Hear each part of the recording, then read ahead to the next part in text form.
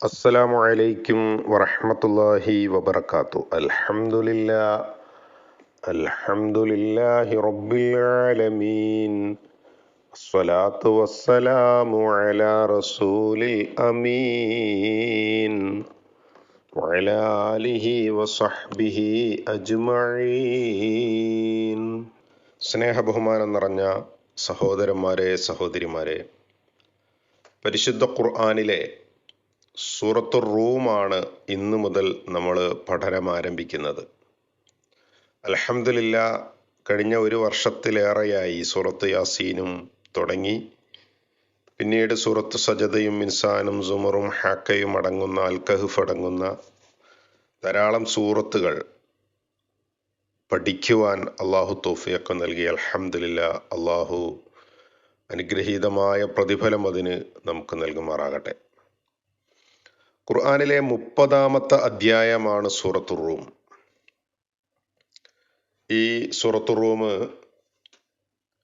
21-ാമത്തെ ജുസ്ഇലാണ് നിലകൊള്ളുന്നത്. 60 ആയത്തുകളാണ് സൂറത്തു റൂമിലുള്ളത്.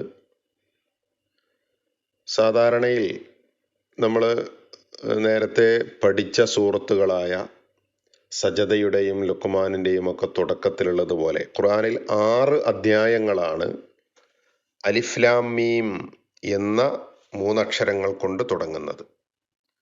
6 അധ്യായങ്ങൾ: സൂറത്തുൽ ബഖറ, സൂറത്തു ആലി ഇമ്രാൻ, അങ്കബൂത്ത്, സൂറത്തു റൂം, സൂറത്തു ലുഖ്മാൻ, സൂറത്തു സജദ. അപ്പോൾ അതിലൊരു സൂറത്താണ് സൂറത്തു റൂം. ഈ അധ്യായം അവതരിപ്പിക്കപ്പെട്ടത് മക്കയിലാണ്.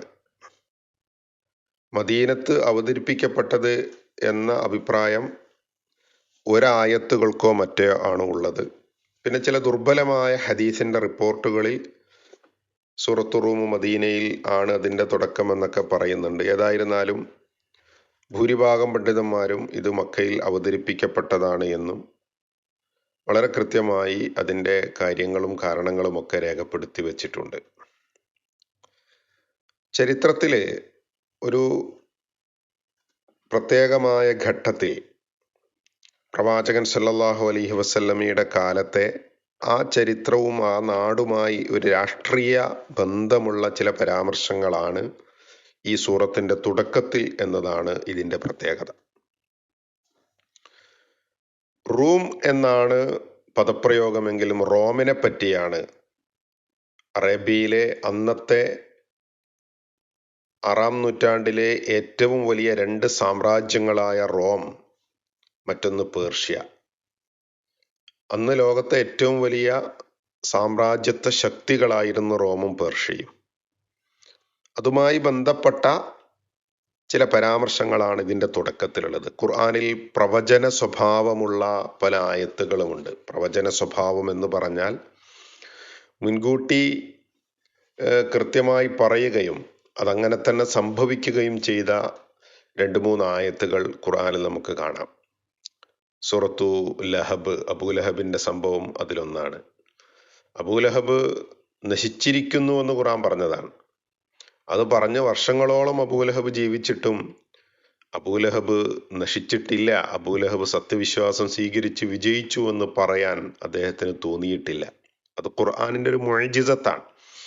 പ്രവാചകന്റെ വചനമായിരുന്നുവെങ്കിൽ അതെന്നേ അതിനെ പൊളിക്കാൻ അബൂലഹബിന് വെറുതെ ഒന്ന് വാക്ക് പറഞ്ഞാൽ മതിയായിരുന്നു. ഈ വിഷയം നമ്മൾ മുമ്പ് പറഞ്ഞിട്ടുണ്ട്.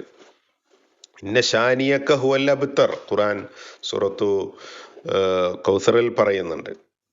പ്രവാചകനെ ആക്ഷേപിക്കുന്ന, വാലറ്റവൻ എന്ന് പറയുന്ന, അങ്ങനെ ആക്ഷേപിക്കുന്ന ആളുകൾ തന്നെയാണ് പിന്നീട് വാലറ്റവരായിത്തീരുന്നത് എന്ന്. അങ്ങനെ പരാജയപ്പെട്ട ചരിത്ര സംഭവങ്ങൾ മുമ്പിലുണ്ട്. അതുപോലെ പ്രവചിക്കുന്ന, കൃത്യമായി കാര്യങ്ങൾ പറയുന്ന 2-3 ആയത്തുകളാണ് സൂറത്തു റൂമിന്റെ തുടക്കത്തിലുള്ളത്. അലിഫ് ലാം മീം. അലിഫ് ലാം മീം നമ്മളത് വിശദീകരിച്ചതാണ്. അതിന്റെ വിശദീകരണം ഇവിടെ കൂടുതൽ പറയുന്നില്ല. അല്ലാഹു അഅലം, നമുക്കറിയില്ല എന്താണ് ആ വാക്കുകൾ കൊണ്ട് ഉദ്ദേശിക്കുന്നത് എന്ന്. ഗുലിബത്തിർ റൂം ഫീ അദ്നൽ അർദി വഹും മിൻ ബഅദി ഗലബിഹിം സയഗ്ലിബൂൻ. ഈ ആയത്തിൽ ഫീ ആ മുൻഫസിലായ മദ് നീട്ടി ഓതേണ്ടതുണ്ട്. മിം വഹും മിൻ ബഅദി വഹും മിൻ സുക്കൂനുള്ള മീമിന് ശേഷം വീണ്ടും മീമ് വരുമ്പോൾ ശദ്ദ് ചെയ്ത് മണിച്ചോദണം. മിം ബഅദി ഇഖ്ലാബാണ്. സുക്കൂനുള്ള നൂനിന് ശേഷം ബാ വരുമ്പോൾ ഇഖ്ലാബ് അഥവാ നൂനിനെ മീമാക്കി മണിച്ചു മറിക്കണം എന്നാണ്. വഹും മിൻ ബഅദി ഗലബിഹിം സയഗ്ലിബൂൻ ഫീ ബിദ്ഇ സിനീൻ ലില്ലാഹിൽ അംറു മിൻ ഖബ്ലു വമിൻ ബഅദ്. അവിടെയൊക്കെ വമിൻ ബഅദ് നേരത്തെ പറഞ്ഞ ഇഖ്ലാബാണ്, മണിക്കേണ്ടതുണ്ട്, മറിച്ചു മണിക്കണം. വയൗമഇദിൻ യഫ്റഹുൽ മുഅ്മിനൂൻ. യൗമഇദിൻ യ തൻവീന് ശേഷം യാ വരുമ്പോ ശദ്ദ് ചെയ്ത് മണിച്ചോദണം. ബിനസ്രില്ലാഹ് യൻസുറു മൻ യശാഅ. യൻസുറു സുക്കൂനുള്ള നൂനിന് ശേഷം സ്വാദ് വരുമ്പോ ഇഖ്ഫാ ചെയ്ത് മണിച്ചോദണം. മൻ യശാ ഇദ്ഗാമും ബിയുന്നയാണ്, അവിടെയും മണിച്ചോദണം. യശാ മുത്തസിലായ മദ് നീട്ടി ഓതണം. വഹുവൽ അസീസുർ റഹീം.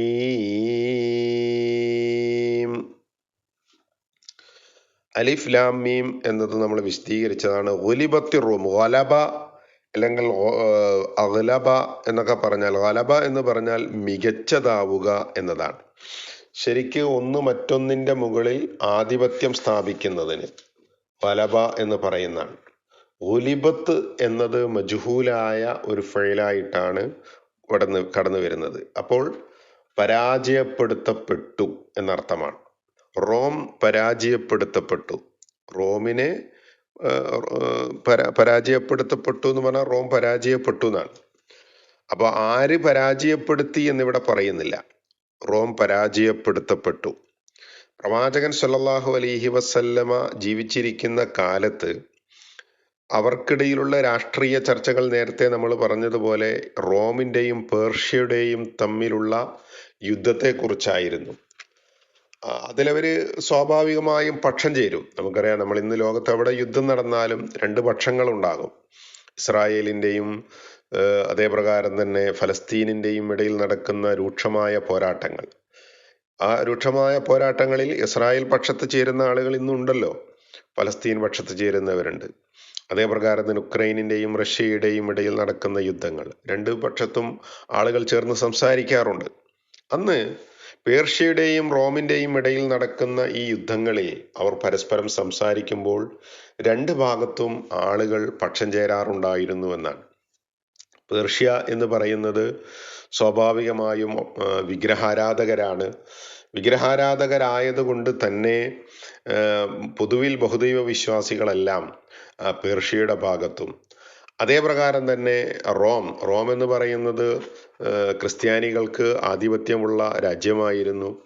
റോം കേവലം ഇന്നത്തെ റോമല്ല, അതൊരു വലിയ സാമ്രാജ്യം. ഇന്നത്തെ ജോർദാനിന്റെയും സിറിയയുടെയും ഷാമിന്റെയും ഒരു ഭാഗങ്ങളൊക്കെ അന്ന് റോമിന്റെ ഭാഗമായിരുന്നു എന്നാണ്. അപ്പൊ പേർഷ്യ എന്ന് പറയുന്നത് ഇറാഖിന്റെയും ഇറാനിന്റെയും അങ്ങനെ നീണ്ടു കിടക്കുന്ന ഈജിപ്തിന്റെയും ഒക്കെ ഇടയിൽ അതും ഒരു ഭാഗമായിരുന്നു. ഈ രണ്ട് സാമ്രാജ്യങ്ങളായിരുന്നു ആ കാലഘട്ടത്തിൽ ഉണ്ടായിരുന്നത് എന്നാണ്. അങ്ങനെ പേർഷ്യ റോമിനെ ആക്രമിക്കാൻ തുടങ്ങി. സിറിയയിൽ വെച്ച് അവരെ പരാജയപ്പെടുത്തി, അവർ പിന്തിരിഞ്ഞോടി എന്നതൊക്കെയാണ് ചരിത്രം. ആ ചരിത്രത്തെ പറ്റിയാണ് കൃത്യമായ ഗുലിബത്തി റോം പരാജയപ്പെടുത്തപ്പെട്ടു. ഇനി ഫി അദ്നൽ അർള് അടുത്ത നാട്ടിൽ എന്നാണ്. അദ്ന എന്ന് പറഞ്ഞാൽ അടുത്ത, അകലെയല്ലാത്ത, അടുത്തുള്ള എന്നാണ്. അല്ലർള് അടുത്ത നാട്ടിൽ. വഹും അവരാകട്ടെ മിൻ ബഅദി ഖലബിഹിം അവരുടെ പരാജയത്തിന് ശേഷം സയഗ്ലിബൂൻ അവർ വിജയിക്കുക തന്നെ ചെയ്യും. ഖുർആന്റെ ഒരു പ്രവചനമാണ്. റോം ഇപ്പൊ പരാജയപ്പെടുത്തപ്പെട്ടു, എന്നാൽ ആ പരാജയത്തിന് ശേഷം സയഗ്ലിബൂൻ, അവർ വിജയിക്കുക തന്നെ ചെയ്യും. സത്യത്തിൽ ഖുർആൻ ഇത് പറയുമ്പോൾ ആർക്കും അത് വിശ്വസിക്കാൻ പ്രയാസമായിരുന്നു എന്നാണ്. തുടർന്ന് അങ്ങോട്ടുള്ള ആയത്തിൽ അള്ളാഹു കൃത്യമായി പറയുന്നുണ്ട്, ഫി ബിൽഇ സിനീൻ, ഫി ബിൽഇ സിനീൻ. സിനീൻ എന്ന് പറഞ്ഞാൽ വർഷങ്ങൾ എന്നാണ്. ബിൽഇ ഏതാനും വർഷങ്ങൾ. ബിൽഇ എന്ന അറബി പദത്തിന് 3 മുതൽ 9 വരെയുള്ള വർഷങ്ങൾക്കാണ് പറയുക എന്നാണ്. ബിൽഇ എന്ന അറബി പദം 3 മുതൽ 9 വരെയുള്ള വർഷങ്ങൾക്കാണ് അറബിയിൽ അതിന് പ്രയോഗിക്കുക എന്നാണ്. അപ്പോ 3 മുതൽ വർഷങ്ങൾക്കല്ല, ബിൽഇ എന്ന ഏതാനും എന്ന് പറഞ്ഞാൽ 3 to 9 എന്നാണ്. അപ്പൊ 3 മുതൽ 9 വരെയുള്ള വർഷങ്ങൾക്കിടയിൽ എന്നതാണ് യഥാർത്ഥത്തിൽ ഇതുകൊണ്ട് ഉദ്ദേശിക്കപ്പെടുന്നത്. ലില്ലാഹിൽ അംർ, അള്ളാഹുവിനാണ് കാര്യങ്ങളെല്ലാം, അള്ളാഹുവിൻ്റെ അടുത്താണ്. മിൻ കബലു മുമ്പും, വ മിൻ ബഅദ് ശേഷവും, മുമ്പും പിമ്പുമുള്ള എല്ലാ കാര്യങ്ങളുടെയും ആജ്ഞാധികാരം അള്ളാഹുവിൻ്റെ അടുത്താണ്. വയൗമ ഇദിൻ യഫ്രഹുൽ മുഅ്മിനൂൻ, അന്നേ ദിവസം ആ പരാജയപ്പെടുത്തപ്പെട്ട അഥവാ റോം ഉയർത്തെഴുന്നേറ്റ് വിജയിക്കുന്ന ദിവസം വിശ്വാസികൾ സന്തോഷിക്കുക തന്നെ ചെയ്യും എന്നാണ്. അപ്പോൾ ഇങ്ങനെ അടുത്തൊരായത്ത് കൂടി വിശദീകരിച്ചതിന് ശേഷം നമുക്ക് കൂടുതൽ സൂചിപ്പിക്കാവുന്നതാണ്. ബിനസ്രില്ലാഹ്, അള്ളാഹുവിൻ്റെ സഹായം കൊണ്ട്. യൻസുറു മയ്യശാ, അവൻ ഉദ്ദേശിക്കുന്നവരെ അവൻ സഹായിക്കുന്നു. വഹുവൽ അസീസുർ റഹീം, അവൻ തന്നെയാണ് പ്രതാപശാലി, അവൻ തന്നെയാണ് കരുണാവാരിധി. റഹീം എന്നാൽ കരുണയുള്ളവൻ എന്നാണ്. അപ്പോ ഈ ആയത്ത് അവർക്കിടയിൽ ആദ്യ കാലഘട്ടത്തിൽ മക്കയിൽ ഇങ്ങനൊരു പ്രവചനം വന്നപ്പോ അബൂബക്കർ സിദ്ദീഖ് റളിയല്ലാഹു അൻഹുവിന്റെ പ്രത്യേകത പറയാറുണ്ട്. ഖുർആനിൽ എന്തു പറഞ്ഞാലും അത് അങ്ങനെ തന്നെ വിശ്വസിക്കുന്ന സിദ്ദീഖായിരുന്നല്ലോ അബൂബക്കർ സിദ്ദീഖ് റളിയല്ലാഹു അൻഹു. അന്ന് റോമിന്റെ പരാജയം വലിയ ചർച്ചയായി. അങ്ങനെ തകർത്ത് കളഞ്ഞിട്ടുണ്ടായിരുന്നു പേർഷ്യക്കാര് റോമയെ എന്നാണ്. ഒരു ഉയർത്തെഴുന്നേൽപ്പ് സാധ്യമല്ലാത്ത വിധം അവർ പരാജയപ്പെടുത്തപ്പെട്ടു. പക്ഷെ ഖുർആൻ ഇത് പറഞ്ഞപ്പോ അബൂബക്കർ സിദ്ദീഖ് റളിയല്ലാഹു അൻഹുവിന് സംശയം ഉണ്ടായിരുന്നില്ല എന്നാണ്. റോമ തിരിച്ചു വരും, കാരണം ഖുർആനാ പറയുന്നത്, ഒരു വിജയം അവർക്കുണ്ടാവുന്നു. അപ്പോ പേർഷ്യയുടെ ഭാഗത്തു നിന്നുള്ള ആളുകൾക്കൊക്കെ പറഞ്ഞു, എന്തായി പറയുന്നത്, ഇനിയൊരു തിരിച്ചു വരവ് സാധ്യമല്ലാത്ത വിധം പേർഷ്യ അവർക്കെതിരെ അവരിൽ ആധിപത്യം സ്ഥാപിച്ചിട്ടുണ്ട്, റോമിന് ഇനി തിരിച്ചു വരാനൊന്നും കഴിയില്ല. അങ്ങനെ പറഞ്ഞ് പരസ്പരം പന്തയം വെച്ചു എന്നാണ്. പന്തയം വെച്ചത് ഒന്ന് ഉബയ്യ് ബിൻ ഖലഫും അബൂബക്കർ സിദ്ദീഖ് റളിയല്ലാഹു അൻഹുവാണ്. ബെറ്റ് വെച്ചു. ആ ബെറ്റ് വെക്കുമ്പോൾ അത് കൂടെ പറയാണ്, അന്ന് പന്തയം വെക്കുക അല്ലെങ്കിൽ ബെറ്റ് വെക്കുക എന്നുള്ളത് നിരോധിക്കപ്പെട്ട സമയമായിരുന്നില്ല. മദീനയിലെത്തിയപ്പോഴാണ് പന്തയം പാടില്ല എന്ന ഇസ്ലാമിക വിധി വരുന്നത്. അപ്പൊ ആദ്യകാലത്തായതുകൊണ്ട് പന്തയത്തിന് നിരോധനമൊന്നും ഉണ്ടായിരുന്നില്ല. അങ്ങനെ ഉബയ്യ് ബിൻ ഖലഫും അബൂബക്കർ സിദ്ദീഖ് റളിയല്ലാഹു അൻഹുവും ബെറ്റ് വെക്കാണ്, അങ്ങനെ റോം വീണ്ടും വിജയിക്കുകയാണെങ്കിൽ 5 ഒട്ടകം ഞാൻ നിനക്ക് തരാം. അങ്ങനെയാണെങ്കിൽ റോം വിജയിച്ചിട്ടില്ലെങ്കിൽ 5 ഒട്ടകം തിരിച്ചു തരാം. ആ പന്തയം പ്രവാചകന്റെ അടുത്തേക്ക് വന്ന് അബൂബക്കർ സിദ്ദീഖ് റളിയല്ലാഹു അൻഹു പറയുന്നുണ്ട്, റസൂൽ ഇങ്ങനെ ഒരു പന്തയം വെച്ചിട്ടുണ്ട്, അപ്പോ 3 കൊല്ലം കൊണ്ട് തന്നെ എന്നൊക്കെയാണ് ഞാൻ പറഞ്ഞത്. അപ്പോ റസൂലുള്ളാഹി സ്വല്ലല്ലാഹു അലൈഹി വസല്ലം തിരുത്തി പറയുന്നുണ്ട്, വേണ്ട, നീ പോയിട്ട് 9 വർഷത്തോളം അതിന്റെ പരിധി വെക്കുക, എന്നിട്ട് ഒട്ടകത്തിന്റെ എണ്ണം കൂട്ടിക്കോ, ഒരു പേടിയും പേടിക്കണ്ട, എത്ര 100 ഒട്ടകം പറഞ്ഞോളൂ. അങ്ങനെ 100 ഒട്ടകത്തിന് 9 വർഷത്തിനുള്ളിൽ റോം പരാജയപ്പെടുത്തപ്പെട്ടില്ലെങ്കിൽ 100 ഒട്ടകം ഉബയ്യ് ബിൻ ഖലഫിന് നൽകാമെന്നും ഇല്ലെങ്കിൽ ഇങ്ങോട്ട് നൽകാമെന്നും പന്തയം വെക്കാൻ. ആ പന്തയം പിന്നീട് 7 വർഷത്തിനുള്ളിൽ ഈ ചരിത്രത്തിൽ നമുക്ക് കാണാം, റോം തിരിച്ചു വരികയാണ്. അന്നത്തെ റോമയുടെ ഭരണാധികാരിയായിരുന്നത്, റോം ഭരിച്ചിരുന്നത്